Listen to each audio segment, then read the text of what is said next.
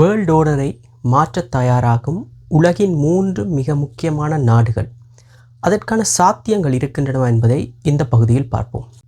Social மீடியாவில் அதிகமாக கருத்துக்களை பகிரும் ஒரு உலகத் தலைவரும் உலகின் நம்பர் 1 கண்ட்ரி என கூறப்படும் அமெரிக்காவின் அதிபருமாகிய டொனால்ட் ட்ரம்ப் நேற்று வெளியிட்டிருக்கும் சமூக வலைத்தள கருத்து தான் உலகத்தில் உள்ள பெரும்பாலான தலைவர்களையும் பெரும்பாலான மக்களையும் இந்த விதத்தில் சிந்திக்க தூண்டுகின்றது. அதாவது அவர் குறிப்பிட்டிருக்கின்றார், US has lost India and China to the darker and deepest China. அதாவது இந்தியாவையும் ரஷ்யாவையும் அமெரிக்கா சைனாவிடம் இழந்து விட்டதாக தெரிவித்திருக்கின்றார். இந்த கருத்தானது ட்ரம்பின் இயலாமையை காட்டுவதா அல்லது சைனா அமெரிக்காவை முந்திக் கொண்டு செல்கின்றன என்ற கேள்விதான் பொதுவாக எல்லாரிடமும் எழுப்பப்படுகிறது.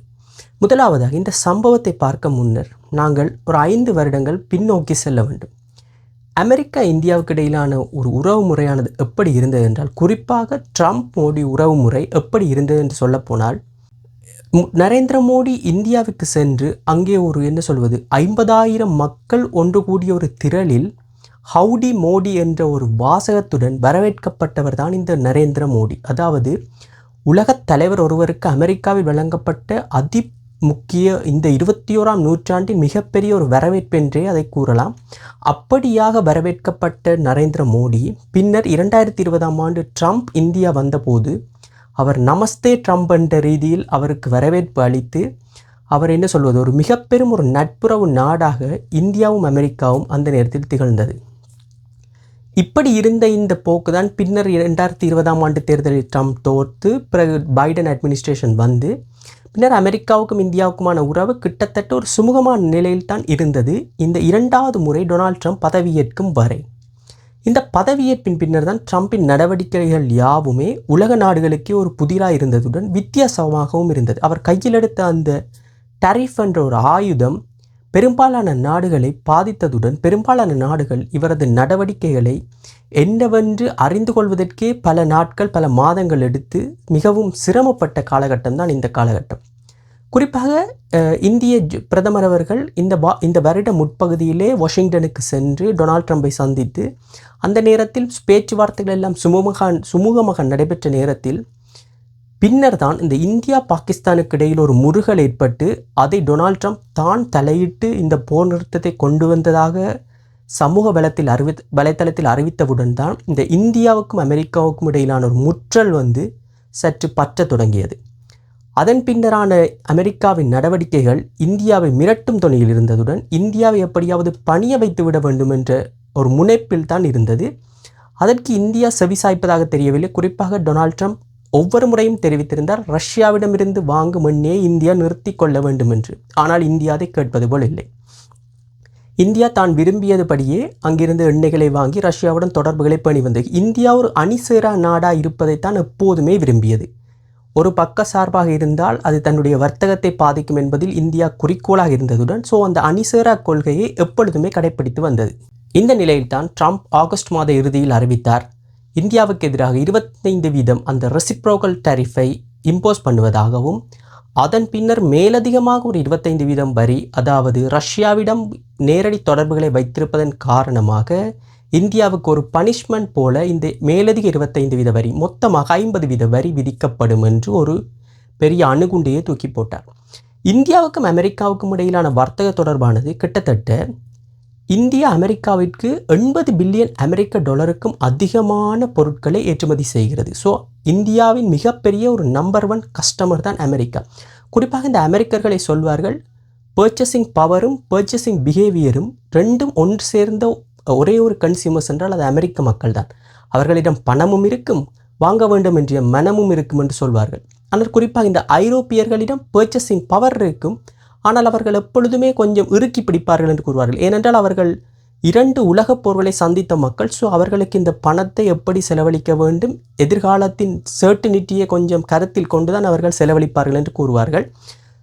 அமெரிக்கர்களிடமிருந்து இந்தியா செய்யும் இந்த வர்த்தகமானது இந்த டொனால்ட் ட்ரம்பின் 50% வரியினால் கிட்டத்தட்ட 50%க்கும் அதிகமான பொருட்களுக்கு இந்த 50% வரியானது உரித்தாக போகின்றது. இந்தியா இப்பொழுது ஏற்றுமதி செய்ய போகும் பொருட்களின் அளவை குறைக்க வேண்டிய ஒரு நிர்பந்தத்தில் ஏற்பட்டு இந்தியாவின் பொருளாதாரத்துக்கு பெரிய பிரச்சனை ஒன்று வர காத்திருக்கிறது. இவற்றை நன்கு அறிந்த இந்திய பிரதமர் இனி அமெரிக்காவின் சார்பில் இருப்பதை சற்று தவிர்த்துவிட்டு சீனா மற்றும் ரஷ்யாவை நோக்கி தன்னுடைய நெருக்கத்தை காட்ட முனைந்தார். அதில் ஒரு மிக முக்கியமான ஒரு அங்கம்தான் கடந்த வாரம் சைனாவில் நடைபெற்ற SCO மாநாட்டிற்கான தனது பங்கேற்பும் அங்கு அவர் சைனா அதிபருடனும் ரஷ்ய அதிபருடனும் காட்டிய நெருக்கம்தான் இப்பொழுது ட்ரம்பிற்கு வயிற்றிலே ஒரு என்ன சொல்வது புளியை கரைத்தது போல் இருக்கிறது. இந்தியா அந்த பக்கம் நோக்கி நகர்ந்து விட்டதா என்ற ஒரு அச்சம் தான் அவர்களிடம் இருக்கிறது. குறிப்பாக இந்த இந்தியாவுக்கும் சைனாவுக்கும் இடையே ஏற்கனவே எல்லை பிரச்சனைகள் நிறைய இருப்பதன் காரணமாக ட்ரம்ப் நினைத்திருப்பார் போல இந்தியா சைனாவுடன் எந்த காலத்திலும் ஒரு நேரடி தொடர்பை வைத்திருக்க வாய்ப்பு இல்லை என்று. ஆனால் இந்த சந்திப்பின் போது சைனா அதிபர் தெரிவித்த ஒரு கருத்து தான் மிக முக்கியமானது. டிராகனும் யானையும் ஒன்று சேர்ந்தால் இந்த உலகத்தையே ஆளலாம் என்ற வகையில் ஒரு கருத்தை தெரிவித்தது. அதாவது இந்தியாவும் சைனாவும் தங்களுடைய மாற்று கருத்துக்களை கைவிட்டு ஒன்று சேரும் பட்சத்தில் உலகத்துக்கு ஒரு சவால் மிக்க ஒரு பொருளாதார வளர்ச்சியை கொடுக்கலாம் என்பதுதான் அவரின் கருத்து. இது கிட்டத்தட்ட சாத்தியமே. ஆனால் இது எத்தனை காலத்திற்கு தொடரும் என்பதுதான் பிரச்சனை. இப்போ இந்தியா சைனாவை 100% நம்பலாமா என்பதுதான் அடுத்த பிரச்சனை. ஏனென்றால் அமெரிக்கா எப்பொழுதுமே இந்தியாவின் ஒரு உச்ச நண்பனாக 1990ஆம் ஆண்டு காலப்பகுதியின் பிற்பகுதியில் இருந்தே காணப்பட்டது. ஸோ சைனாவிடம் இருக்கும் இந்த பிரச்சனை, எல்லை பிரச்சனை, இராணுவ பிரச்சனைகளை வைத்துக்கொண்டு வர்த்தகம் செய்வதானது பெரும்பாலும் சாத்தியம் என்பதுதான் இங்கு இருக்கும் பிரச்சனை. அடுத்ததாக மூன்றாவது நபர் தான் இந்த ரஷ்யா. ரஷ்யா ஏற்கனவே இந்த போரினால் கடுமையாக தனது பொருளாதாரம் நலிவடைந்த நிலையிலும் பாதிக்கப்பட்ட நிலையிலும் இருக்கிறது. ரஷ்யாவின் மிக முக்கியமான பொருளாதார ஏற்றுமதியே அதனுடைய க்ரூட் ஆயில் தான். அதை வாங்கும் மிக முக்கியமான 2 கஸ்டமர்ஸே சைனாவும் இந்தியாவும் தான். ஸோ அவர்கள் 2 பேரையும் நட்புறவில் வைத்துக்கொள்ள வேண்டிய ஒரு அவசியம் இப்பொழுது விளாடிமிர் புட்டினுக்கு உள்ளது. அதைத்தான் இந்தியாவும் செய்கிறது. சவுதி அரேபியாவிலிருந்து எண்ணெய் வாங்குவதை விட ரஷ்யாவிலிருந்து வாங்கும் எண்ணெய்க்கு அவர்களுக்கு ஒரு மார்ஜின் ஒன்று அதிகமாக கிடைப்பதனால் இந்தியா அதிகமாக ரஷ்யாவை நாடுவதுடன் ரஷ்யாவை தனது குட் புக்ஸில் வைத்திருப்பதற்கும் இந்தியா எப்பொழுதும் விரும்புகிறது. ஏனென்றால் இப்படியான அமெரிக்காவுடன் பிரச்சனைகள் ஏற்படும் போது அதை காட்டி தன்னுடைய பார்கெனிங்கை கொண்டு செல்லலாம் என்ற ஒரு நோக்கமாக கூட இருக்கலாம். இந்த நிலையில்தான் இன்று இந்த டொனால்ட் ட்ரம்பின் சமூக வலைத்தள குறிப்பானது ஒரு அரசியல் பார்வையாளர்கள் மத்தியில் ஒரு முக்கியமான கேள்வியை எழுப்பியிருக்கிறது. அமெரிக்கா தனது பிடியை உலகத்திலிருந்து விடுகிறதா என்பதுதான். பெரும்பாலான நாடுகள் அமெரிக்காவை விட்டு விலக ஆரம்பிக்கின்றதா என்பதுதான் இங்கு இருக்கும் பிரச்சனை.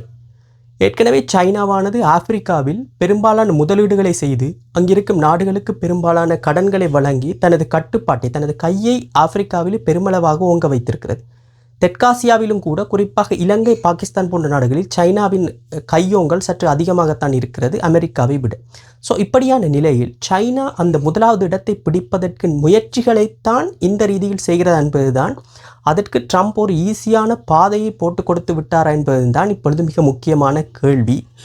ஆனால் இந்த நட்பு எத்தனை காலத்துக்கு தொடரும் என்பதுதான் அடுத்த மிக முக்கிய கேள்வி. என்றால் அமெரிக்காவை போல் சைனா இந்தியாவுடன் இருக்குமா என்பதுதான் மிக முக்கியமான ஒரு பிரச்சனை. இதை எப்படி உலக நாடுகள் அணுகப் போகின்றன? இந்தியா, சைனா, ரஷ்யாவுடனான இந்த கூட்டு முயற்சியை வேறு ஏதும் நாடுகள் அல்லது அமெரிக்கா வேறு ஏதும் ஒரு பிளான் போட்டு இதை உடைக்க வாய்ப்பிருக்கிறதா என்பதுதான் அடுத்த முக்கியமான கேள்வி. எதிர்வரும் நாட்களில் இதை நாங்கள் பார்ப்போம். இந்த காணொளி உங்களுக்கு பிடித்திருந்தால் லைக் மற்றும் ஷேர் பண்ணுங்கள். முடிந்தால் இந்த சேனலுக்கு ஒரு சப்ஸ்கிரைப் பண்ணுங்கள். மீண்டும் இன்னொரு காணொளியில் சந்திக்கிறேன்.